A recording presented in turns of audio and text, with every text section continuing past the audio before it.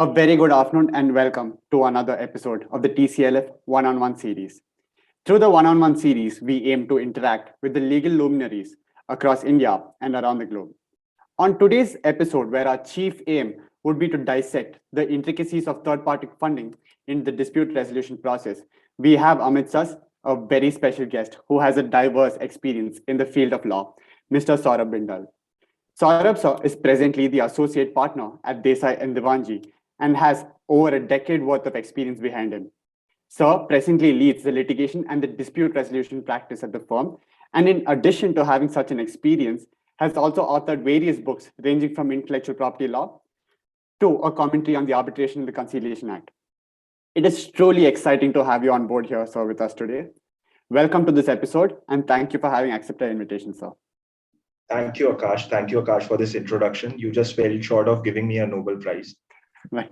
Right, sir. I mean, your achievements are nothing short of an appreciation, sir.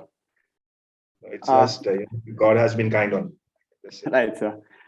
So before we do dive into the topic of today's discussion, we'd like to know a little about your background and the reason why you had chosen law. It is rather peculiar that you have done a bachelor's in engineering and after that you pursued a law degree. So is there some specific reason as to why you did that? And how do you think that such a broad-based perspective has actually helped you in shaping your career today? So Akash, it's good that you have asked this question to me. To be very frank, I've been asked this question quite a number of times. And I've thought about recording an answer to it and putting it on LinkedIn. Right. However, it's good that you have put this question to me. So, I did like you said, I did my engineering in biotechnology. And then what happens is that in these times when you do your engineering in biotechnology, you are specifically taught intellectual property as a subject in your last year. Okay. So that grew my interest towards this particular field. And then I figured out that there's a law school in IIT Kharagpur, which provides a major's degree with IPR. So that made me venture into this law school, and eventually, law happened. So that has been the story for coming in this legal field. But it has been quite interesting. I personally believe there should be some technical background which lawyers should also have, because it definitely assists them when they probably argue matters, when they litigate, or when they do different things. So for me, law happened just because for my love for intellectual property, on which I've written a lot as well. And ultimately from intellectual property, I started venturing. I thought I would venture into general litigation and disputes. And here I am, as an associate partner with Desai Diwanji. Right, sir. That is actually quite interesting. And it's actually quite insightful as to how you think that every lawyer must have some sort of a technical expertise before they actually venture out into another field particularly. So I think it's a thing that someone can probably keep in mind, that after doing an engineering, that probably engineering is not the final full stop in that chapter of probably future studies, and probably they can venture into law as a career as well. Exactly. So you have, if I can just add, what happens is that when you do engineering, people generally end up doing MBA. So the question put to me every time is, why not an MBA and why not law? And I personally believe, and when I look back and connect the dots, I can definitely I think law was something which was bound to happen. So and law is such a field that you keep on learning each day. So it's good to be ending up doing law than doing MBA, I think. Right, sir. Right, sir. So right now your expertise is in the field of dispute resolution, and you have quite a bit of experience handling some of the high-profile litigations across various judicial fora. So, according to you, what do you think that some of the most important skill sets that a young lawyer or a student who wishes to venture into the field of dispute resolution should have or should possess? While I understand that there is no straitjacket answer to this question, in your personal experience or in your personal opinion, rather, what do you think are the various skill sets required? So, Akash, what I personally believe is that there should be discipline to life. I see, I see many people who are not, and when I talk about discipline in life, it's not about the personal discipline or, professional discipline. It's a holistic, I'm talking about on a holistic level. It should be a life. If you are living a disciplined life, you'll have many things sorted. You'll be able to manage your time. You'll be able to devote time to work. You'll have that urge to grow. So the first and foremost is, to have that perseverance to achieve something. And that would only come from discipline. So I believe for a litigating lawyer, it's very essential to have a sound discipline in life. Plus, there should also be an eagerness to learn. What I find is that sometimes you achieve something in life and then you stop learning. We are in such a field that you have to study each day. Unless until you study each day or you go through papers each day, you won't be able to deliver, probably to the clients, or probably you won't be able to assess the courts. So you have to have that eagerness to learn. And third, I'll point out third point as well. That will be a respect towards the bar and the system. Because unless until you have that respect towards your colleagues or the system, you will not be able to grow. So it is always the system or the colleagues who push you to deliver better. So as a litigating lawyer, I would certainly suggest the generations or the younger people who are listening to this to bring some discipline in life, to bring some focus in life, and to make strides to achieve that, whatever their goal is. I think that will definitely help them grow. I can only think of these three. They can be a list, as you said. They can be, Right, there's no straight bucket formula. But these are the things. I think this is, if you get discipline, if you get determination, you achieve it. Right, sir. So it's also quite interesting that alongside having an active practice in the field, that you have authored quite a number of books or rather commentaries on various diverse areas of law. So how have you found a balance in this? Because litigating can be quite taxing in nature. So how did you find the time to probably go ahead and do a little bit of research and then pen down your words into a commentary or any form of book, sir? Because you have quite a lot of books behind your name there. So Akash, the point, I come back to the same point. You as a lawyer and as a probably a litigating lawyer, it is very important for one to update his or her skills.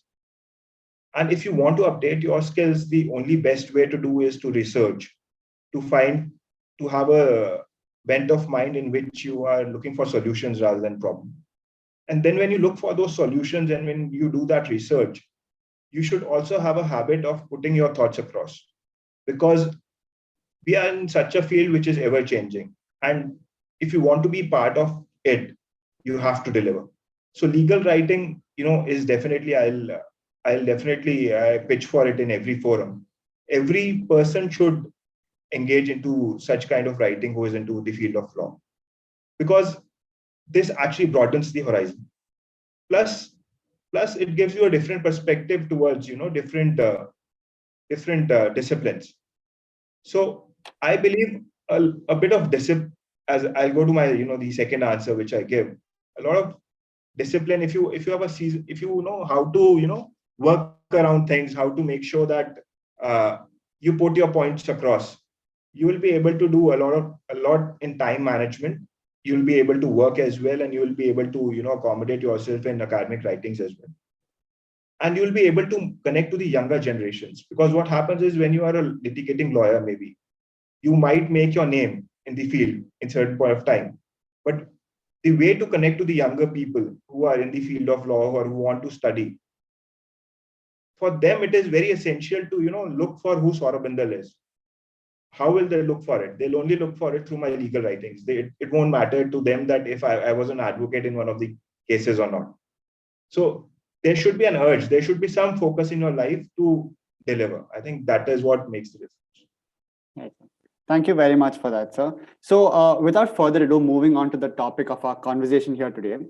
For the purpose of our viewers as well, could you just share some insights on what is the concept behind third-party funding in an arbitration or a litigation, and the proposed utility from such a third-party funding? So it's a concept. Third-party funding, as the name suggests, denotes funding by a third party, as the name suggests. Now, what does that third party mean? So third party would mean a party which is not connected to a dispute or a litigation. And funding, as the name suggests, would be a funding done by that third party. So essentially the requirements or the thing when it comes to third party funding is funding for a dispute or a litigation by a third party in order to gain gains from it. And those gains can be, probably a grant or probably some element of the success which the litigating party might get. So third party funding as a concept has been taken care of jurisdictions abroad. In India as well, the law has been very clear that when it comes to non-advocates or non-lawyers, parties definitely can engage in third party funding. Any person, any company can engage in third party funding. And in fact, CPC, our Civil Procedure Code, has also in one of the orders, which is Order 25, which deals with cost as a security. So in that, some of the states have amended that order to state that when it comes to third party funding, if the defendant moves an application to the court saying that the cost of the litigation should be secured by the plaintiff, the court has to allow that application. So as a concept, third party funding also finds place in our Civil Procedure Code, though there is no mention of such a concept in arbitration. But lately I have seen that parties have been engaging in third party funding. The ultimate benefit of this is that sometimes what happens is that the claims amount to 200 crores, 300 crores, and the litigating party has no wherewithal to pursue those claims. So the ultimate benefit which it gives to the party is that the party can enjoy the benefit of funds from a third party who has nothing to do with it, and can litigate those claims, and can actually maybe win those claims and maybe run his or her company. The other advantage would be legal. When it comes to legal expenditure by companies, they have been building huge law firms within companies as well. A battery of lawyers are there with companies. There's a lot of resource which is put in that legal department. When it comes to third party funding, and when it comes to a lot of funding, the companies can actually manage their resource. So from a company's perspective, it's a win-win situation if it is done in a legally tenable manner. Right, sir. So quite interestingly, you did talk about the various companies benefiting from the entire process as well. So according to you, when they make a decision to probably invest in one of the parties, be it either the defendant, like you had mentioned right now, when they move an application, or the plaintiff for that matter, what do you think are the prime considerations that an investing company would actually keep in mind before deciding to invest into the particular dispute? So when it comes to investment, every investor looks for success, and every investor would look for what is the ultimate benefit he or she might get from it. So the ultimate thing which the investors look, there might be n number of things, but what comes to my mind is that the investors might look for what would be the success of the claim. Whether you have some strength in that claim or not. When you are, when he's putting some money in something, you should be able to look for the success in that thing. The investor would also look for what is the complexity of that claim. Is it very complex? Is it very difficult to get that claim? Or for how long would he be investing the money? The third thing I think the investors can look for is, at what stage to put the money in. Whether they want to put the money for the entire claim, whether they want to put the money for only a single claim, or how do they want to put their money. So, there can be different elements to litigation. There may be an element where you are asked to give cost. There may be an element where you are asked to give the administrative fee. There may be an element where you are asked to give securities. So the investors might look for these things as well, where they can get a lot of benefit. The investors can also look for, which forum, maybe when it comes to arbitration, which forum is arbitration going to take place? Suppose the arbitration is going to take place in Singapore. Now, Singapore has come out lately in 2017 with a law which actually allows, third-party funding in arbitration. So when it comes to such kind of law and such kind of place, the investor would be really happy to invest because, he has some legal backing to what he's doing. So investor would also look for places, and the list can continue, but I think these are the basics which every investor would certainly like to look for. So when you did tell that the investor would look into such elements of considerations before they go in for an investment, then don't you think that in such a case that it would be highly discretionary on their basis, and it might not meet the end objective of, let's say, a litigant who wants to procure some finances to go ahead with the litigation? So wouldn't the entire process be marred by such an aspect wherein an entire discretion is completely given only to the company's basis, and we have no legal framework actually regulating the entire process as of now? Because like you said, in the Arbitration Act, there is no framework, and only the CPC for select few states such as Gujarat or, let's say, Uttar Pradesh has been amended with regards to the third party funding process. So, definitely, there's always a discretion which is given to the investor. But you have to understand it from a point of view that he's going to put his capital in something. So when a person is putting his capital, he wants to recoup benefits from it. The ultimate object of third-party funding is definitely that, it should allow people who don't have funds to litigate, but it also helps to mitigate risk. So for a company, it is not the ultimate objective to look for funds so that it can continue litigation. It might look for funds to mitigate risk as well. Because when investor is putting his money in this bucket, he's also taking some part of risk with him. And with risk, definitely there'll be a benefit. So you will have to somehow balance these risk and benefit. And that is where the Indian law also comes into picture, or the law of other countries come into picture, where this risk and benefit is basically taken into consideration by the public policy considerations. Right, sir. So, like you had mentioned right now, regarding the public policy considerations, as Lord Denning has also highlighted, a financier may be tempted by his own personal gain to probably inflame the damages, to sometimes suppress some evidence, or even to suborn some witnesses. But he also stated that these fears are sometimes exaggerated in nature. So while there are quite a few number of benefits that are attached to a third-party funding process or a procedure, however, like you mentioned, there are certain public policy or even ethical considerations for that matter. So would you mind elaborating on some of the ethical considerations that should be probably kept in mind during a third-party funding? Sir?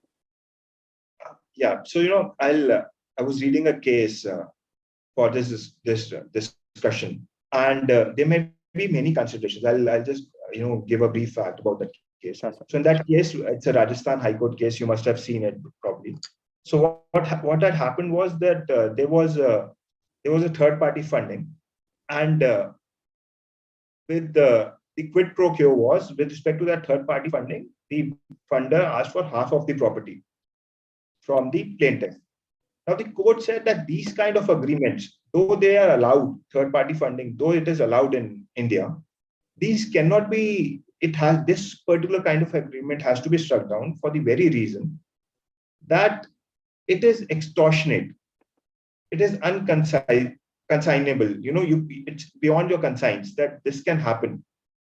So when it comes to third party funding, a party has to be very particular that the agreement which the investor or the litigating party, whatever the agreement they enter into, it should be proportionate. There is no definition for what would constitute public policy or the ethical concerns. But one of the parameters definitely would be that what is the benefit which the investor will draw from it. So that is something which has to be taken care of, which would be one of the considerations, public policy consideration. The other considerations which come to my mind, when it comes to arbitration particularly, is that there was a new section inserted, section 42A, which deals with confidentiality.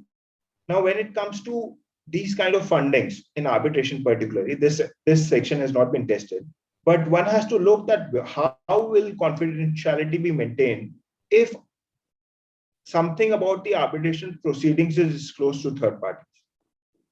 So this element is also something which might crop up in future, because the third party funding is growing up. So these different aspects have to be taken care of. When it comes to arbitration, you can also look for section 12. So section 12 says that in order to judge the impartiality of the arbitrator, there are certain parameters.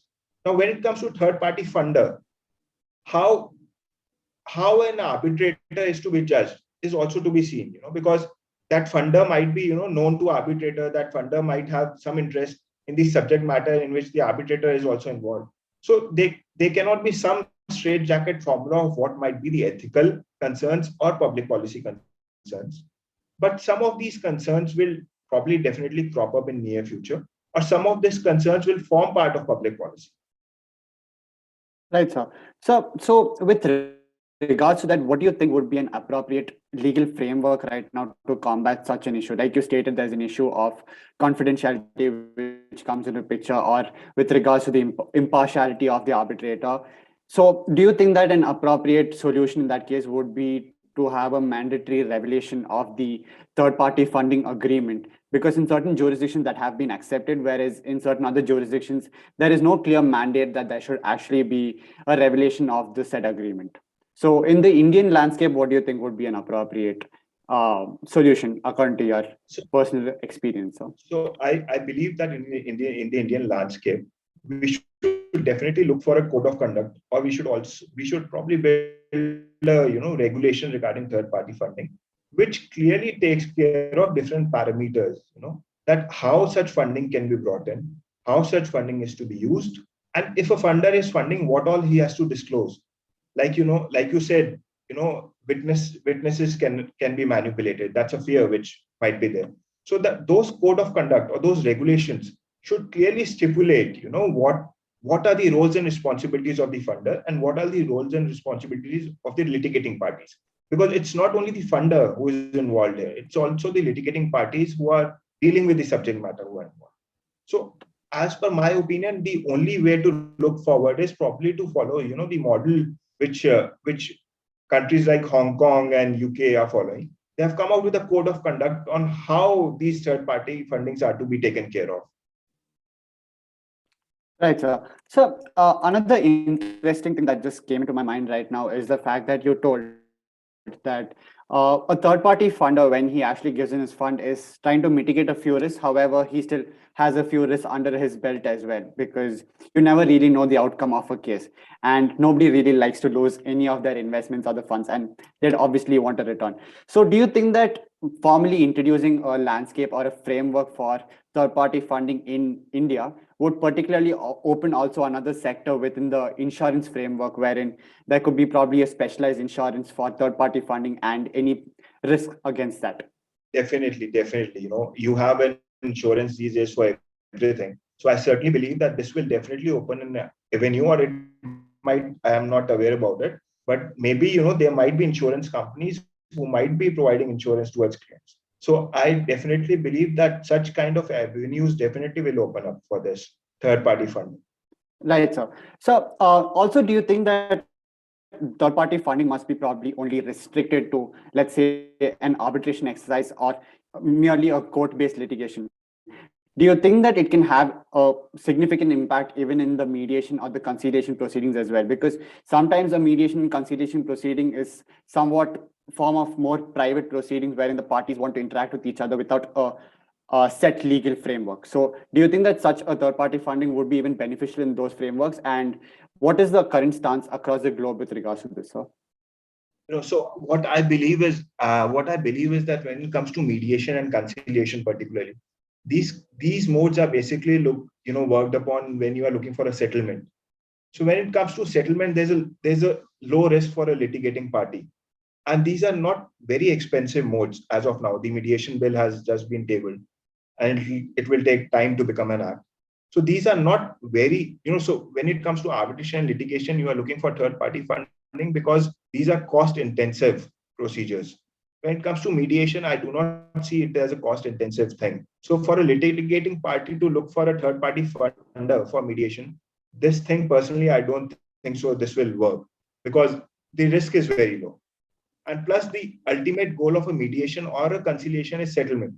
And if both the parties, litigating parties, are willing to settle a matter, and the risk is no more there, I do not see, what benefit litigating parties will get in engaging with a third-party fund. Right, sir. However, in certain jurisdictions, it is also noted that these agreements are per se illegal in nature because of the champerty clauses that is associated with it.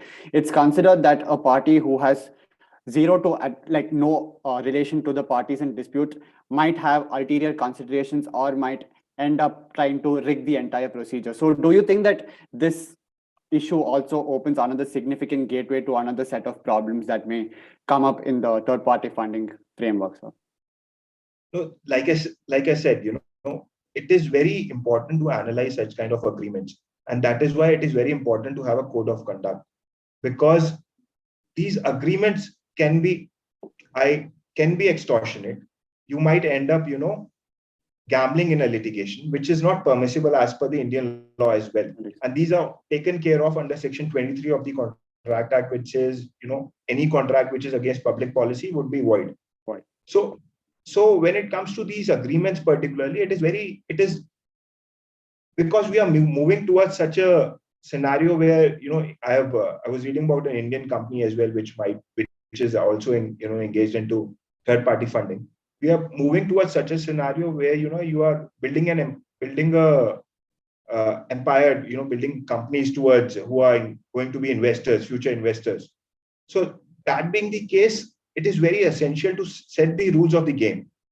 Unless until the rules are set, there might be n number of considerations which can be taken care of under the doctrine of public policy, and that will be an issue of challenge. So for a litigating party, maybe suppose I am a litigating party and there's a third party funder. If a litigating party, so the scenario is I'm a litigating party, I'm anyhow involved in a litigation. If there's a dispute between me and the funder, then the litigating party will always be at a receiving end. So it is for that reason as well, there should be a rule book, which I believe, which probably will allay your concerns on public policy or how these agreements should be dealt with. All right, so I think that was quite a great insight on the aspects about third-party funding and how in the Indian framework as of now, like you had mentioned, under Order 25 of the CPC, that only a few states have actually made the amendment wherein they recognize formally what a third-party funding is, whereas the other states are still silent regarding this aspect. And internationally, Singapore and Hong Kong have actually introduced a significant regime to control this third-party funding. So I think going forward, at least in India, it's required or it's the need of the hour, particularly to recognize such an aspect of third-party funding. And because that can significantly improve both the aspects. One, the regulatory regime of third parties itself, the funders, and secondly, protecting the interest of the litigants as well. So talking about that, do you have any concluding remarks regarding the same and any other insights that you'd like to share to our viewers? No, so if the audience for this video is students, I would like to wish for everyone, I would like to wish Merry Christmas and Happy New Year. But for students, I would particularly like to say that you just build focus towards life, and you may be able to achieve whatever you would want to. All right, sir. Thank you very much, sir. It was truly an enthralling session, and we thoroughly enjoyed hosting you here today, sir. Hoping to further communicate with you in the future, sir. Thank you, Akash. Thank you. Merry Christmas and Happy New Year, sir. Thank you.